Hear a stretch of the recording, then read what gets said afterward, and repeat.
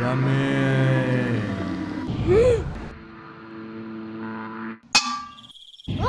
সাম্বা, ঘুমাইতে যাও তো এখন, আমি কিন্তু নাইলে নানারে বিচার দিব এখন।